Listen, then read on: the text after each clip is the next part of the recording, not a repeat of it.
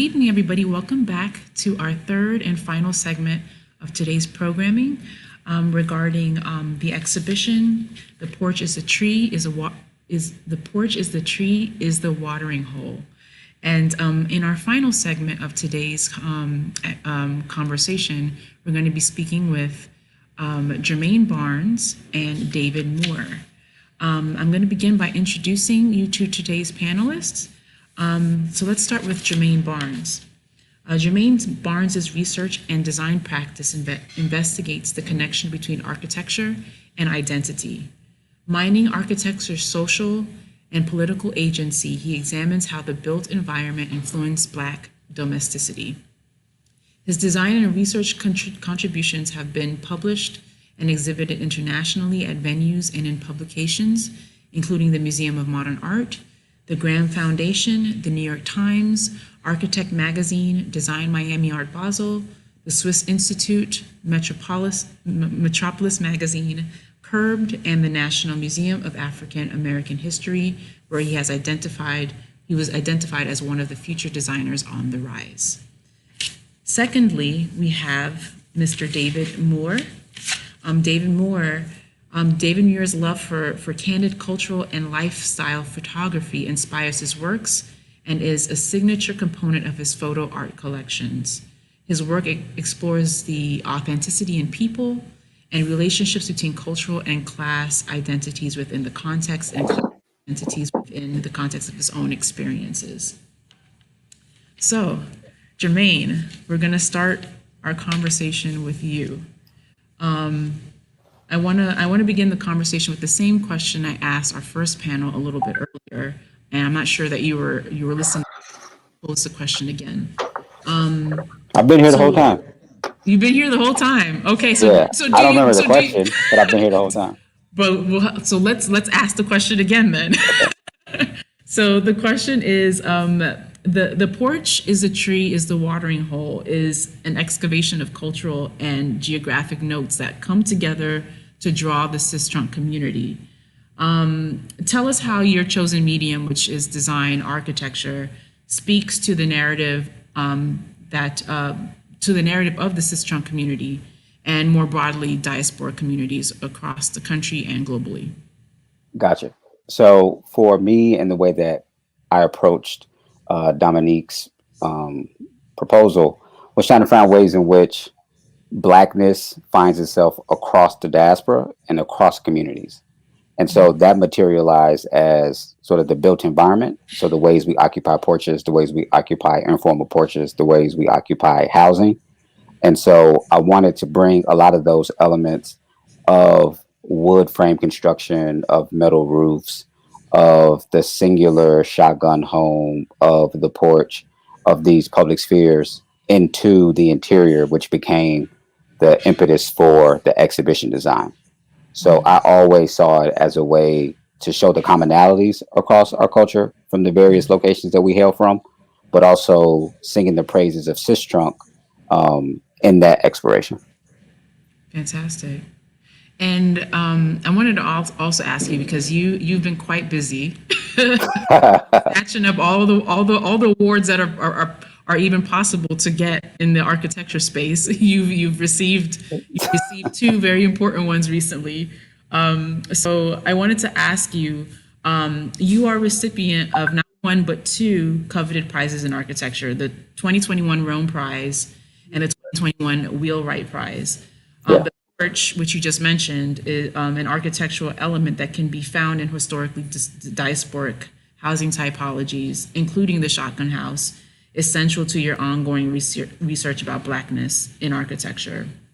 Can you tell us how the chair, which you have several chairs in the exhibition, which are titled Uneasy Lies, the Head That Wears a Crown, tell us about the significance of the chair in the context of the coveted porch, which you just explored through your research, and also what motivated your design choices as you envisaged the chairs.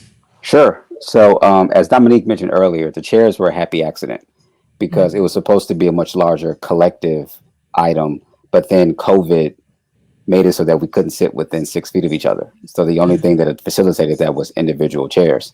And my earlier porch research dealt with the large staircases. So Dominique originally approached me about commissioning another large staircase that everyone could sit on. And so one of the sort of forgotten objects immediately tied to the porch is the porch chair.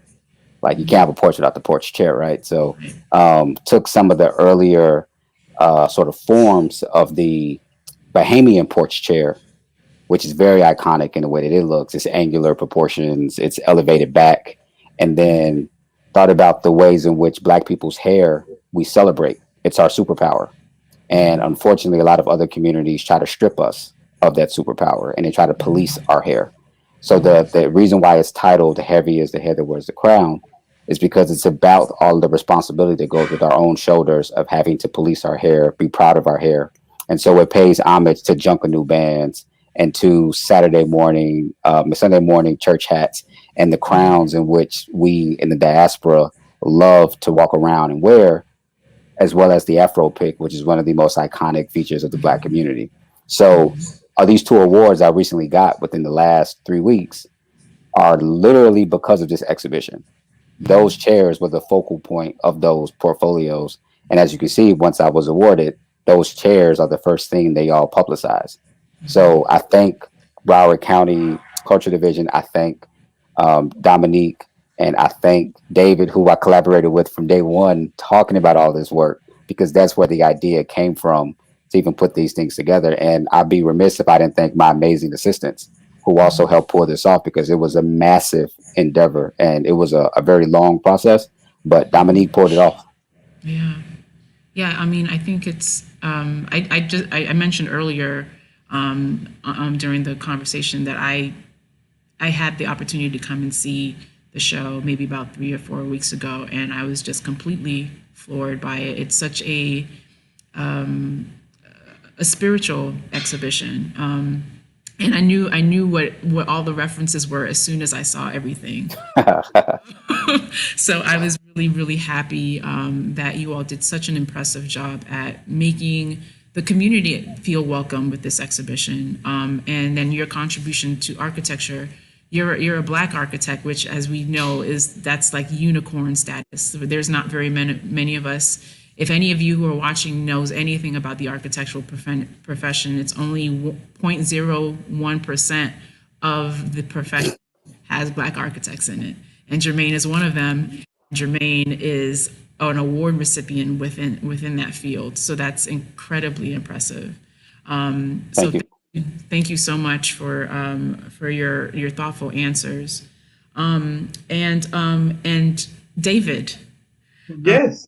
I wanted to ask you about your photographic essays, your collection of photographs for the exhibition. This exhibition conjures the idea of gathering spaces a lot, and your work is a testament to that. I see that you were able to connect with the Sistrunk community in poignant ways, like you were literally in people's backyards on Sundays, it looks like, or whichever day of the week. So can you tell us a little bit about the permission that was given to you by the community to capture them in what seems to be very intimate moments, and what that experience was like? Absolutely. So it's a regular part of my work to really be in people's faces in this particular way. When I did Pieces of Jamaica, which was a collection that took me a number of years to put together, that was a training ground for this type of intimacy in photography within a community. But I think what happened last year in documenting Sistrunk was particularly unique, because sure, you talk about permission, and you know, the cultural division was very helpful. They printed a set of cards that we could take around, and you know, when people were dubious about what our work was and why we were documenting, we actually had information printed from the cultural division explaining what the project was about, and it certainly alleviated fears of some folks. But because I had experience doing this work numerous times before, it was also really about letting people understand how much we're all the same. You know, so when you talk about the permission, I mean, we're in the midst of COVID. We've already been through the first 3 months of fear and death, and all of these things happening. And we're supposed to be this socially distanced. We're supposed to be masked, which of course doesn't help for telling stories with photography. If everyone is wearing a mask, we can't see their faces, we can't see their expressions, we can't tell a lot of the things that are going on. And because it's not movies and we're doing still photography, about even the body language and the things that are going on. So to answer you specifically with regard to what happened, even like scenes of people playing Lude or dominoes or cards and these different things and hanging out in the corner, it's so interesting that you're sharing these images all at the time that we're speaking about it. But I think the main reason why they were willing is that we're telling their stories. I mean, again, uh, it's been said over and over, this whole theme of storytelling. In our business, or certainly in my business, we work on storytelling excellence every single day. And a part of that excellence comes from connection. And so it's about being open and being someone who can communicate with everyone, who can not be thrown off by people who are unwilling at first, and really having the patience to work with each of the individuals we encountered to make them understand the importance of their participation in this project by just being themselves, because all we were doing is documenting everyday life. We weren't asking for anyone to do anything that didn't fit what they just would normally be doing. And it was really a great experience, but it's a continuation for me of other works that sort of I've done this before. Right, of course, because I understand you had a touring exhibition of your work specifically focused on, I believe it was the Jamaican diaspora. Yeah, we've done a few of them actually. Most recently, and it's funny that Germane just received an award. I also just received notice that I was for my series of photographs in Cuba in the summer of 2019. Just actually, we just got notified that it is going to win an award in July. I don't know what is the actual award yet, but we were just informed that it has been awarded, and that's a different culture. So my photography in Jamaica has done very well and has been lauded in many ways. But then my Cuban work just literally a few days ago received notification of it. That work also coming to the fore, and of course, our work in Sistrunk. And Sistrunk is Yes. special to me because I work in Sistrunk all the time. I have lived in and around Sistrunk, not necessarily on Sistrunk Boulevard, but I've been in Sailboat Bend, I've been at Artist Lofts, and it's really next door. And I've worked, with the Urban League for over a decade. I've worked at African American Research Library for over a decade. And so all of these experiences make it natural that this is my community. I feel at home in this community. Right. And I believe it's in the Sistrunk community that I met you several years ago. Absolutely. Yeah, like I said, I'm there all the time. So Yeah, you're there all the time. So congratulations to you and all of your success as well. I'm talking to two rock stars, apparently. And I wanted to take some time very briefly to ask the community if you have any questions of these two fantastic gentlemen we're speaking to this evening. If you have questions, you can post them you can just go ahead and post them in the chat, and I will receive them and pose them to our guests. I would also love to mention while we're waiting for the questions. It was great that Dominique knew that she wanted, photography of the community and how they gathered. And we had ideas beforehand of what we would get. People on their porches, people gathering under trees, which was normal in the neighborhood. But there were a lot of things we did not expect, and it was just wonderful to just go through the process of being with the people. And again, some people vehemently did not want to be documented because their own personal reasons, but the ones who embraced it and were happy and proud to be in the community, to show their connection to their community. There's so many images which didn't make it in because the show is so small and we had so much work. but people playing chess on the corner. I mean, Mhm. that didn't make it in, but it's so unique and so beautiful to see just that intellectual prowess Yeah, on display in a Black community that you don't absolutely. expect. There's so many different things at the barber shop, and like there's so many bits that didn't get in because the Mhm. show is so small in context of the community. Yeah. And I mean, I think that this exhibition and other exhibitions like it, like Jermaine, I had the opportunity to see your show in New York this past week. I think it's so important to see Blackness being represented and shared in in an internet intellectual format, and that the experiences of Black people, whether formal or informal, are so important to culture overall. It's not just Blackness within an insular context, but like the global conversation Yeah. impacted deeply by Blackness. So this Dominic was spot on bringing you all together to pontificate, to have fun, to kind of play, and think about us on a deeper level. So I She do, nailed it. What's up? What's yeah, your question? she What's your nailed question? it. She nailed Oh, it. so so the question is for David. Yeah. David, you have a favorite photo subject from? Do you have a favorite photo subject from the series? A favorite story you were told by any of the community members? Wow. You know what? I don't think I necessarily would have anything I would consider a favorite. There are many great things that happened. For example, just hearing George explain shotgun houses in the first segment, I'd say that one of the things that was a favorite moment for me was actually being in some of those shotgun houses and taking pictures and then seeing the modifications. Like, sure, it originally was one room or one, entrance and exit all in one building, but then people extend and they add a kitchen on the back, and then some people, cut a hole in the side and put a bedroom on the outside. So to see the different variations of it's I like to consider it ingenuity, what people are able to do with the limited resources and to create new things. It's just incredible, and I love to see that in our minority communities where resources are low and ingenuity is high, and it's just beautiful. So, Yeah. my personal favorite story, nah, but you know what? Just I think the fact that it was COVID and that things changed so much, there were no gatherings at churches, for example, which was, the plan going in was to get all the churches, but no one gathered in churches because they weren't allowed to. So many things changed.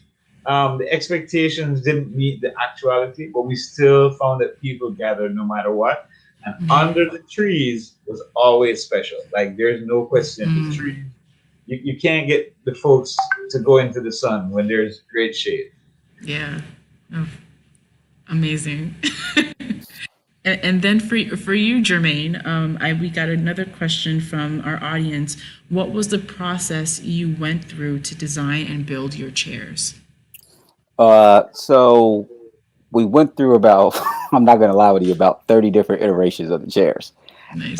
Me and the team.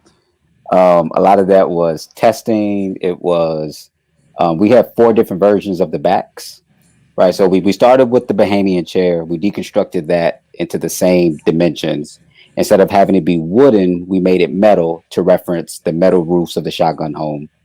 And then I had early thoughts of a weaving for the seating, and we found this amazing seamstress named Paola Aguirre out of Coconut Grove, who we approached and was like, "Hey, we'd love for you to do these weavings based off of hair braiding."